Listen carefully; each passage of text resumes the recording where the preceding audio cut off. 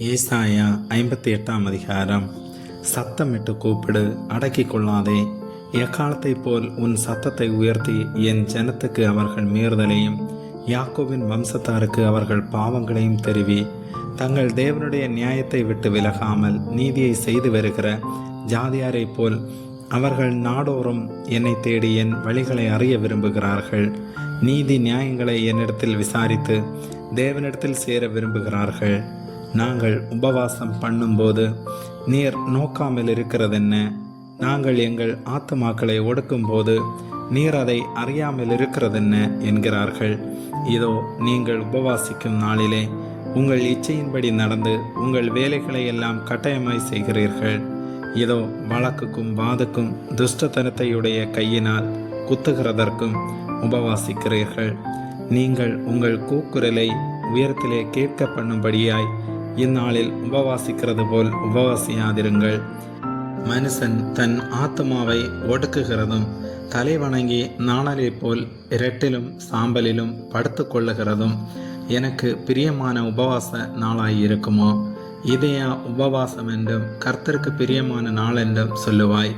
அக்கிரமத்தின் கட்டுகளை அவிழ்க்கிறதும் நுகத்தடியின் பிணையல்களை நெகிழ்கிறதும் நெருக்கப்பட்டிருக்கிறவர்களை விடுதலையாக்கி விடுகிறதும் சகல நுகத்தடிகளையும் உடைத்து போடுகிறதும் பசி உள்ளவனுக்கு உன் ஆகாரத்தை பகிர்ந்து கொடுக்கிறதும் தூரத்துண்ட சிறுமியானவர்களை வீட்டிலே சேர்த்து கொள்ளுகிறதும் வஸ்திரம் இல்லாதவனை கண்டால் அவனுக்கு வஸ்திரம் கொடுக்கிறதும் உன் மாம்சமானவனுக்கு உன்னை ஒழிக்காமல் இருக்கிறதும் அல்லவோ எனக்கு உகந்த உபவாசம்.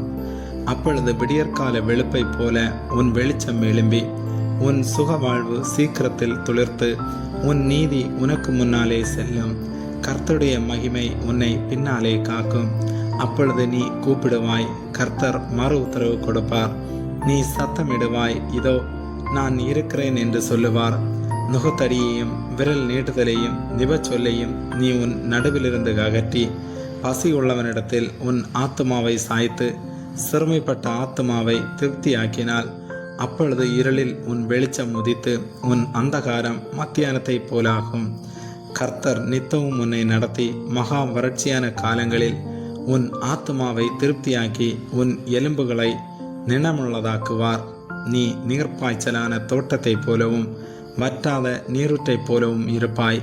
உன்னிடத்திலிருந்து தோன்றினவர்கள் பூர்வம் முதல் பாழாய் கிடந்த ஸ்தலங்களை கட்டுவார்கள்.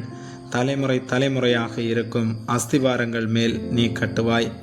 திறப்பானதை அடைக்கிறவன் என்றும் குடியிருக்கும்படி பாதைகளை திருத்துகிறவன் என்றும் நீ பெயர் பெறுவாய்.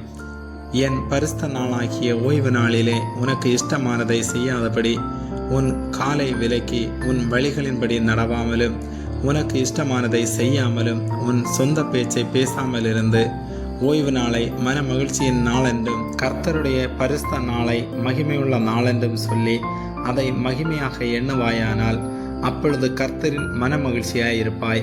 பூமியின் உயர்ந்த இடங்களில் உன்னை ஏறி இருக்கும்படி பண்ணி உன் தகப்பனாகிய யாக்கோபுடைய சுதந்திரத்தால் உன்னை போஷிப்பேன். கர்த்தருடைய வாய் இதை சொல்லிற்று. ஆமேன்.